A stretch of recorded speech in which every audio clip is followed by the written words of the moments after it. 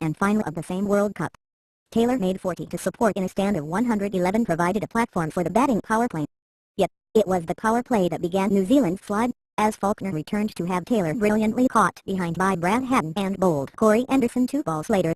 It won in 33.1 overs, with captain Michael Clarke scoring 74 and Steve Smith 56 not out. Bowled by Matt Henry with 8 required. Clipped wings at Stark, missed with both, then was bowled by brilliant Yorker. Far from the batting paradise predicted, the pitch was slightly too paced and offered both turn and some uneven bounce. But that is to take nothing away from the Australia pace attack, Stark in particular, who bowled with hostility and found movement both in the air and off the seam. New Zealand clung on without scoring, but when Glenn Maxwell's off-spin got through a lazy Martin Guptill stroke and Kane Williamson patted back to Johnson, they seemed in disarray. However, from 39-3, they painstakingly rebuilt through semi-final hero Elliott and Ross Taylor. Elliott, who successfully overturned the Maxwell LBW decision on 15, scored almost exclusively through the offside to become only the 5th man to score a half-century in the semi with 8 required.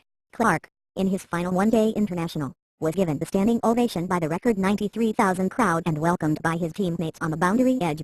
He was part of the Australia team that last lifted the trophy in 2007, with this success extending their record for most World Cups won. Australia overwhelmed New Zealand to win the World Cup for a 5th time at an ecstatic Melbourne cricket ground.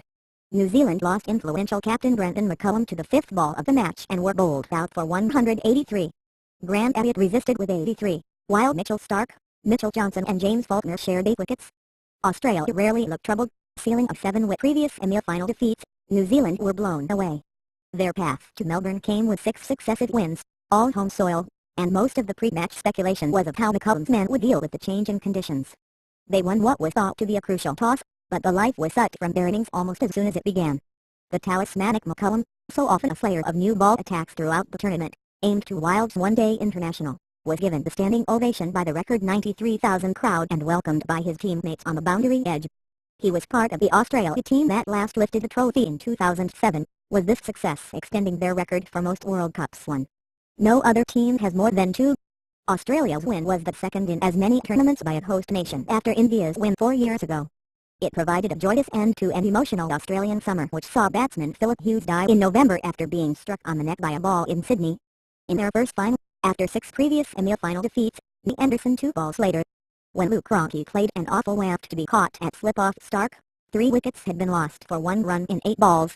There was no support for Elliott, who was caught behind attempting to heave Faulkner, and, when Maxwell brilliantly ran out non-striker Tim Southee with a direct hit for the final wicket, it was the perfect demonstration of Australia's dominance.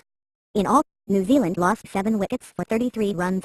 Though Aaron Finch inside edged onto his pad to be caught and bowled by Trent